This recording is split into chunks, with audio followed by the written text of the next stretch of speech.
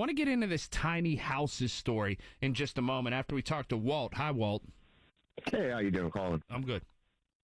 All right, so yeah, I kind of wanted just to touch base on a little bit of the topic of about it being compared to opiates.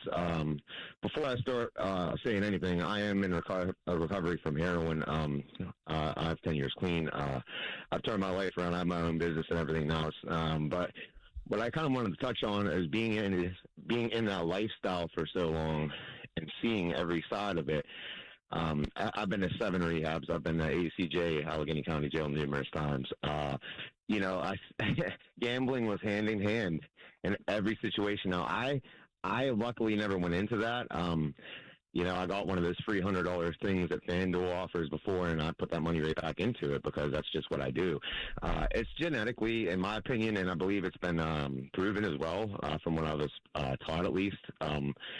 It's been genetically, addiction is genetically predisposed.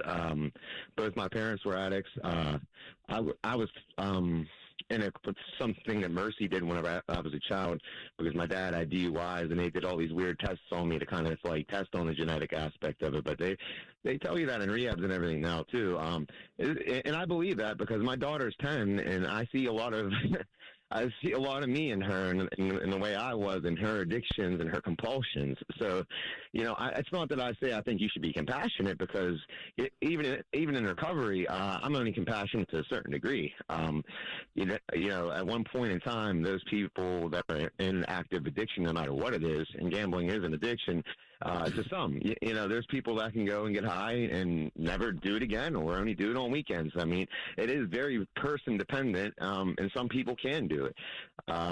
I don't think having the machines and all that stuff readily available. I see it taken over, and another caller, you had mentioned that, and how they're making it promoted everywhere.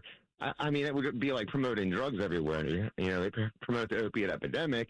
I want to say these people are out sticking needles in their arms, but I've seen plenty of them that were just in rehab for addiction. For gambling alone. And everything you say is compelling to me.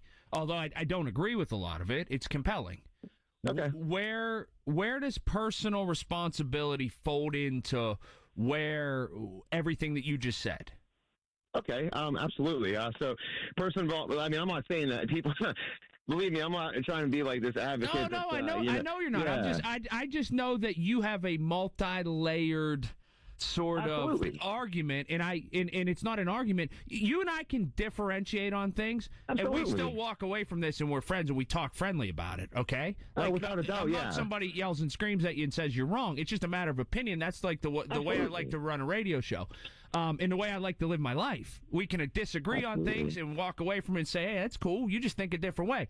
Where does the personal responsibility quotient fold into what you're saying right there? Because it has to play some part, Walt. Okay, yeah, and without a doubt it does. Everybody's story is different, but at some point in time, your family and your loved ones sit you down and tell you what's going on, and at that point, when you start to see your life start to change and all these negative things are happening, if you don't get help yourself, you're going to hit rock bottom eventually, and that's one personal. I mean, at that point in time, you can blame it on genetics, and you can do all that, and I'll give you a pass on that to some degree. But at some point in time, you have to realize, look, I'm out of control. I can't do anything. I mean, dude, I was a loss prevention officer, and I had a whole career catching shoplifters. And guess what? I have charges for shoplifting. I went out and started stealing. I was doing what the people I was catching were doing. I mean, and it's wild to have seen that. And then I went that way, and honestly, it started over, opiates and being, injured and having the pills and all that. That's a whole other story. But yeah, the personal responsibility definitely plays a part. I'd say, as soon as somebody tells you about it, or you see your life falling apart and you're losing everything. I was told about it, and I'm very thick-headed, so I needed to go and bump my head a bunch of times and go to jail because I thought I knew the right way. So and you I figured it all the way out. Right. No, I exactly. I appreciate your candor. I appreciate your honesty, and I appreciate that in this time slot from 10 to 2, we can have a wide-open conversation about things. Well, good stuff today.